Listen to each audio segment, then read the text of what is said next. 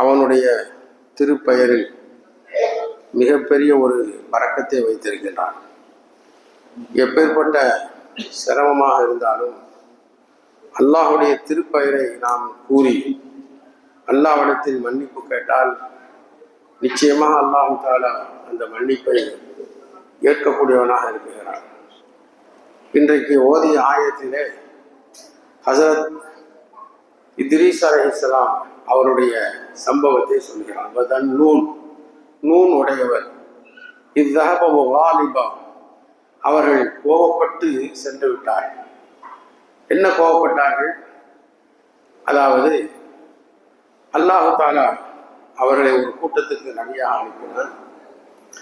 அந்த கூட்டத்திலே இந்த தீனை எடுத்து சொன்னார்கள். அவர்கள் ஏற்றுக்கொள்ளவில்லை. பின்பு அல்லாஹ்விடத்தில் அவர்கள் முறையிட்ட பொழுது அல்லாஹு தஆலா சொன்னான், இந்த சில நாட்களில் அவர்களுக்கு இன்னென்ன நாட்களுக்குள் கடினமான அதாபு இறங்கும், எனவே நீங்கள் இந்த ஊரை விட்டு போய்விடுங்கன்னு சொல்லி அவங்க போயிட்டாங்க. அதாபு வந்துச்சு. அல்லாஹு தஆலா குர்ஆன்ல சொல்றான், வேற எந்த நபியோடைய கூட்டமும் அப்படி துவா செய்யறாங்க. அதாப் வந்த உடனே பார்க்குறாங்க, நபியை காணோம். அப்போ உடனே எல்லாரும் வந்து அல்லாட்ட துவா செஞ்சாங்க, அல்லாஹ் எங்களை அழிச்சிடாத, நாங்கள் ஈமான் கொண்டுறோம். ஃபலம்மா கஷஃபனா அன்ஹும் துர்ர, அதாவது ஃபலவ்லா இத் ஜாஅஹும் பஅஸுனா தமர்ரஉ. அல்லாஹு தஆலா அந்த ஒரு ஆயத்தில் சொல்லி காட்டுறான், யாருமே எந்த கௌமுகளும் அப்படி துவா செய்யல. யூனுஸ் அலைஹிஸ்ஸலாத்துடைய கௌமுகள் மட்டும் துவா செஞ்சாங்க. உடனே அல்லாஹ்னு பார்த்தா அவங்கள மன்னிச்சு அதாவை நிப்பாட்டிட்டாங்க. இப்போ யூனுஸ் அலைஹிஸ்ஸலாம் வந்து பார்த்தாங்க, இப்போ நம்ம வந்து இந்த ஊரில் அதாப் வரலையே, என்னது அல்லாஹ் தஆலா அதாப வர்றேன்னு சொல்லியிருக்கானே, அப்போ அது என்ன விஷயம்னா அல்லாட்ட கொஞ்சம் அவங்க எதிர்பார்த்துருக்கணும். அவங்க என்ன பண்ணிட்டாங்க, அந்த இடத்த விட்டும் அல்லாஹ்வுடைய உத்தரவு வர்றதுக்கு முன்னாலேயே கிளம்பி போயிட்டாங்க. அந்த ஊருக்குள்ளே போய் அவங்க விசாரிச்சிருக்கலாமே, ஏன் வரல அப்படின்னா, அந்த ஊருடைய சட்டம் என்னன்னா, அந்த காலத்தில் பாருங்க, ஒரு காரியத்தை சொல்லி அது பொய்யாயிட்டா பொய்யர்களை வெட்டி விடுவார்கள். பொய்யர்களை வெட்டி விடுவார்கள். பொய்க்கு அவ்வளவு மிகப்பெரிய ஒரு இது கொடுத்துருக்காங்க. அவங்க இஸ்லாத்தில் வரல, ஆனால் பொய்யை வந்து அவங்க யாருமே ஏற்றுக்கிற மாட்டாங்க. அந்த ஊர் சட்டம் அப்படி. அதனால அந்த நபி பார்த்தாலே எப்படி திருப்பி உள்ளே போய் கேட்க முடியாத, அதனால போயிட்டாங்க. நம்ம தெரிஞ்ச விஷயம் தான், மீன் ஒரு கப்பலில் போனாங்க. அதுக்கப்புறம் அந்த கப்பலை ஆடிச்சுது. அங்கெல்லாம் இது யாரோ ஒரு அல்லாவுக்கு பிடிக்காத ஆள் வந்திருக்கான். அந்த காலத்தில் அப்படி சிந்திப்பாங்க. இப்போ நம்ம என்ன செய்வோம், நம்ம வந்து உலகம் ஏன் கப்பலை ஆடுதுன்னா டைட்டை வைக்கலையா, அது அப்படியா இப்படியா. இப்போ நம்ம ஏதாவது ஒரு கஷ்டம் வந்தால் என்ன பண்ணுவோம், உலக ரீதியில தான் சிந்திக்கிறோம். என்ன விஷயம் செய்வோம். பெரியார்கள் அப்படி இல்லை.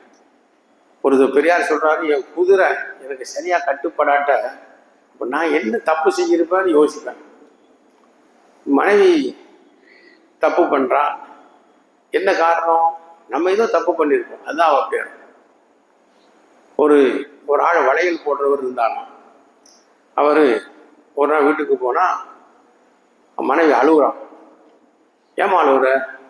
ஐயோ பாருங்க, நம்ம புள்ள மாதிரி வளர்த்து அந்த பையன் ஒரு பையனை, அந்த பையன் பாருங்க கையை பிடிச்சி இழுக்கான் தப்பான எண்ணத்துல, எவ்வளோ மோசமாக ஆகிட்டான் பாருன்னு அழுகுற. அப்போ சொன்னார் அவர், இது ஏன் தப்பு தான், அவன் தப்பு இல்லை. நான் வளையல் போட்டுற வேலை, ஒரு கும்பலை வளைய போட வந்தா இன்னைக்கு அவன் கையை பிடிச்சி நான் கொஞ்சம் மன இச்சையோடு அந்த வளையலை போட்டேன். அல்லாஹ் அதுக்கு எனக்கு இந்த பனிஷ்மெண்ட்டை கொடுத்துட்டான். நான் செஞ்சேன் இல்லையா, இங்கே செஞ்சிட்டான். இப்போ அந்த காலத்தில் எந்த ஒரு தவறு, எந்த ஒரு விஷயத்தில் நமக்கு சரி வரலன்னா யோசிப்பாங்க, என்ன தவறு நம்மகிட்ட இருக்குது, நம்ம என்ன அல்லாஹ்வுக்கு மாறு செஞ்சோம். இப்போ நம்ம சப்ஜெக்டை க்ளோஸ், நம்ம உலக ரீதியில பார்க்கணும். அப்படியா இப்படியா, எல்லாமே முதல்ல நம்முடைய கவனம் யார்கிட்ட போகணும், அல்லாஹ்ட்ட தான் போகணும். நம்மகிட்ட என்ன வித்தியாசம், நம்ம ஏன் இப்படி இருக்குது. அப்போ நம்ம அதை சிந்திச்சு பார்த்தா நிச்சயமாக தெரியும், ஏதோ ஒரு தவறு இருக்கும் நம்மகிட்ட, அறியாமலே இருக்கும். நம்ம புள்ள கட்டுப்படலை, மனைவி கட்டுப்படலை, அப்புறம் வாகனம் கட்டுப்படலை, இல்லை எதிர்பாராத செலவுகள் ஏற்படுது, அதெல்லாத்துக்கும் காரணம் இருக்கும். காரணம் இல்லாமலே இருக்காது. நீ ஆனால் நிதானமாக சிந்திக்கணும். வேகமாக சிந்திச்சா ஒன்றும் புரியாது. நிதானமாக சிந்திச்சா நிச்சயமாக எல்லாத்துக்கும் காரணம் அல்லாஹ் தஆலா சொன்னா குழப்பம் வர்றது நீங்க செய்யலாம். ஆக அந்த நபி அவங்க அந்த காலத்துல இப்படி சிந்திச்சிருக்கான். கப்பல் ஆடின ஒண்ணு ஏன கப்பல் ஆடுது, யாரோ ஒரு ஆளு அல்லாவுக்கு மாற்றமான ஆள் வந்துட்டான் உங்களுக்கு அப்படின்னு சொல்லி சீட்டு போட்டு பார்த்தா இவர் நபி, பெரிய நபி, அவர் பேர் வருது. ஏன்னா இவர் பேர் நல்ல சாலியான மனுஷராக நானப்பா அப்படின்னு சொல்லிட்டு கடல்ல தூக்கி போட்டாங்க. அல்லாஹ் தஆலா மீன் அவங்கள முழுக செஞ்சான். 40 நாள் 7 நாள் பல ரிவாயத்திற்கு சுற்றி உள்ள மீனுக்கு உத்தரவு போட்டான், சாப்பிடக்கூடாது, செரிமானம் செய்யக்கூடாது. மீன் வெளியே கட்டுச்சு.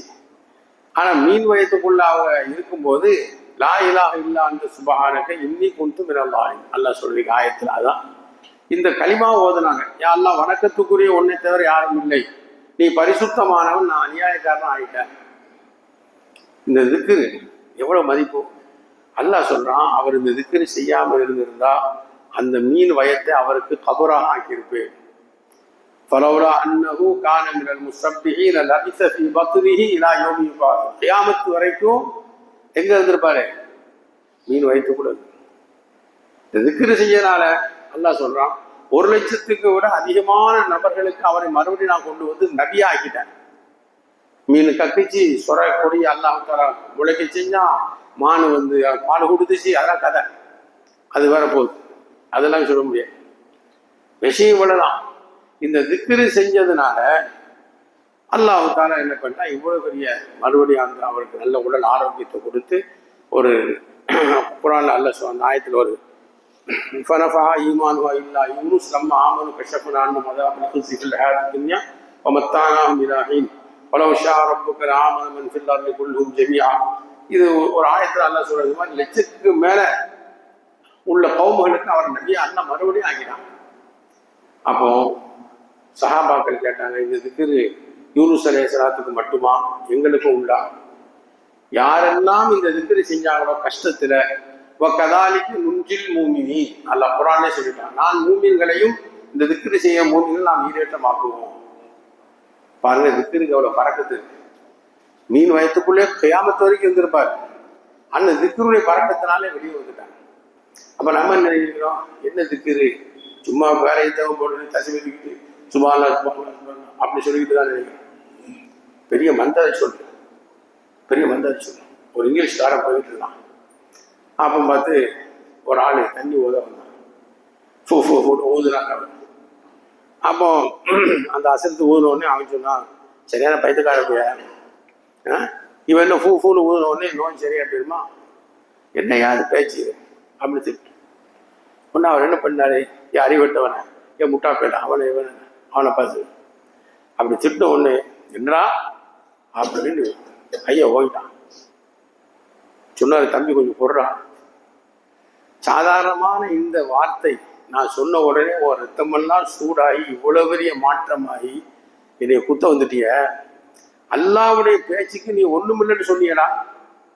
அப்ப அல்லாவுடைய பேச்சுக்கு அதுக்கு சக்தி இருக்காதா? என் பேச்சையும் உனக்கு இவ்வளவு மூளைய மாற்றி உன்னைய எங்கேயோ கொண்டு போயிடுச்சு. அப்போ என் பேச்சுக்கு இவ்வளவு சக்தி இருக்கும்போது அல்லாவுடைய பேச்சுக்கு சக்தி இருக்காதா? நான் ஊதுனா ஒண்ணுமில்லைன்னு சொன்னிய, அவன் ஒண்ணுமே பேச. சகோதரர்கள், இந்த தஸ்பீஹ் பேச நினைக்கக்கூடாது. நின்ற நிலையிலும் படுத்த நிலையிலும் உட்கார்ந்த நிலையிலும் அவர்கள் தஸ்பீஹ் செய்வார்கள். குர்ஆன்ல சொல்லிக்கிட்டே இருப்பான். சொல்றான் என்னதான் இப்படி சொல்றான் அப்படின்னா அதுக்குள்ள விஷயம் இருக்கு. அதனால சகோதரர்களே, நம்ம தஸ்பீஹ் எப்போதுமே கையில் இருக்கணும். ஒரு ஆள் சொன்னான், தஸ்பீஹ் எப்பவுமே வச்சா இது பெரிய அவுளியா மாதிரி ஆயிட்டானோ அப்படின்னு இதை எல்லாம் தப்பா நினைப்பாங்க அப்படின்னு ஒரு சொல்லிட்டாரு, தஸ்பீஹ் வச்சுக்கோப்பா. அப்ப தஸ்பீஹ் வச்சுக்கிட்டே இருந்தா என்ன சொல்லுவாங்க, பெரிய ஆள் நடிக்காளா இப்போ தஸ்பீஹ் வச்சுக்கிறான். அப்ப அவர் சொன்னாரா, ஏன்னா அப்போ உன்னை சைத்தான் நினைக்கிறியா? அல்லாவுடைய நல்லடியார்களாக நினைக்கிறதா நல்லது, உன்னை சைத்தான் நினைக்கிறியா? ஏன் தஸ்பீஹ் வச்சா என்ன? தஸ்பீஹ் ஞாபகம் போச்சு. ஒரு பெரிய அவுளியா தஸ்பீஹ் வச்சிருந்தார். ஒரு ஆள் கேட்டாரு, ஏங்க நீ அவுளியாவாகிட்டீங்க, இப்போ எங்க தஸ்பீஹ் உங்களுக்கு? அவர் சொன்னாரே, இதுதானே முதல் படி. சுப்ஹானல்லாஹ், முதல் படி. ஓத ஓத ஓத அப்புறம் உள்ளத்தில் இறங்கும், அப்புறம் இன்பம் வரும். எப்படி இன்பம் வரும்? எல்லாத்தையும் மறந்துடுவீங்க. அது அந்த இன்பத்துக்கு ஒரு ஒரு கணக்கே சொல்ல முடியாது. அந்த இன்பம் அது போய்கிட்டே இருக்கும். ஆக இதெல்லாம் அனுபவத்தை நம்ம சலஜனமா செய்ய வேண்டும். ஆக இந்த நோக்கம் என்னவென்றால், இறைவனுடைய திருப்பெயருக்கு ஒரு பறக்கத்து இருக்குது, கஷ்டங்களை நீக்கக்கூடிய சக்தி இருக்குது. கண்டதெல்லாம் சிந்திக்காம முதல்ல அல்லாட்ட கேளுங்க, நம்ம நிலைமைகளை சிந்தியுங்க, நம்ம செயல்களை சிந்தியுங்க, திக்ரு செய்யுங்க, அல்லாஹ் அதிகமாக தஸ்பீஹ் செய்யுங்க. அல்லாஹ் ஒரு உள்ளத்துல என்ன நினை, ஒரு தளர்றோம் வஹுஃபியா, ரகசியமாக என்ன நினை, பணிவாக நினை, பெருமை இல்லை, உள்ளத்துல நினை. அப்போ அப்படிலாம் நம்ம செஞ்சா இன்ஷா அல்லாஹ் அல்லாஹ் அதை மிக பெரும் பறக்கத்தாக்கக்கூடியவனாக இருக்கிறான். ஆகவே நம்முடைய நேரங்களில் ஒரு சில நேரமாவது ஒதுக்க வேண்டும். வீணான பேச்சு பேசி பேசி காலமே போயிடுச்சு. அது செல்லு அல்லாஹ் தஆலா ஒரு பெரிய ஆதாப கொடுத்துருக்கான். என்ன உலகத்தில் தஜ்ஜால்தான் சொல்லி, தஜ்ஜாலுக்கும் அப்பன், எல்லா அப்பனுக்கும் அப்பன். எல்லாரும் எப்படி தான் மனுஷன் வாழ போறானோ, எப்படி பிழைக்க போறான்னு தெரியல. அந்த மாதிரியான ஒரு சைத்தான், பெரிய சைத்தான். இதுக்கு இறையச்சம் தான் வல்லாஹிரத்து கைருல் லிமன் இத்தகா. அல்லாஹ்வுடைய அச்சம்தான் உங்களுக்கு சிரத்தை உண்டாக்கும். அல்லாஹ் நம்ம அனைவருக்கும் இறையச்சத்தை தருவானாக, அல்லாஹ்வுடைய அருளை தருவானாக. ஆகிர் தவான் அல்ஹம்துலில்லாஹி ரப்பில் ஆலமீன். தென்காசியில் ஒரு மதரசா ஐனுல் ஹுதா, நம்ம ஜமால் அசரத்து அவங்களும் நம்மளாம் சேர்ந்து அந்த மதரசாவை ஆரம்பித்தது. அல்ஹம்துலில்லாஹ் சிறப்பாக நடக்குது. அதனுடைய உதவிக்காக வெளியே துண்டு பிடித்திருக்கின்றார்கள். உங்களால் முடிந்த அளவுக்கு உதவி செய்யும்படி கேட்டுக்கொள்கிறேன். பிஸ்மில்லாஹிர் ரஹ்மானிர் ரஹீம். அல்ஹம்துலில்லாஹி ரப்பில் ஆலமீன். அல்லாஹும்ம ஸல்லி வ ஸல்லிம் பாரிக் அலா ரசூலிக ஸய்யிதினா வ நபியினா மௌலானா முஹம்மதின் வ அலா ஆலிஹி வ அஸ்ஹாபிஹி வ பைத்திஹி அஜ்மஈன். அல்லாஹும்ம ரப்பனா தகப்பல் மின்னா இன்னக அன்தஸ் ஸமீஉல் அலீம் வ துப் அலைனா இன்னக அன்த தவ்வாபுர் ரஹீம்.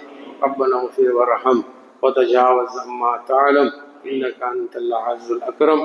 வ ஸல்லல்லாஹு தஆலா அலா ஸய்யிதில் கல்கி ஸய்யிதினா முஹம்மதின் وعلى آله وأصحابه ولبيته أجمعين والحمد لله رب العالمين.